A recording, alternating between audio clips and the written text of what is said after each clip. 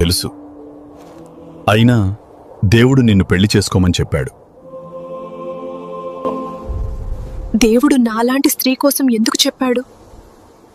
నాకు అర్థం కాలేదు. కానీ అతను నిజంగా నన్ను పెళ్లి చేసుకున్నాడు. అతను నన్ను గౌరవించాడు. నా గతాన్నెప్పుడూ గుర్తు చేయలేదు. హోషేయా, గోమరును ప్రేమించు. ఆమె విశ్వసనీయంగా లేకపోయినా ప్రేమించు. హోషేయ ప్రజల మధ్య నిలబడి దేవుని మాటలు చెప్పేవాడు. మీరు దేవుని ప్రేమను పొందారు, కానీ మీరు ఆయనను వదిలి విగ్రహాల వైపు వెళ్తున్నారు. ప్రజలను హెచ్చరించేవాడు. ఎన్నో నిందలు ఎదుర్కొన్నా అతను నన్ను ప్రేమించడం ఆపలేదు. కొన్నిసార్లు ఇతనితోనే జీవితాంతం ఉండాలి అనిపించేది.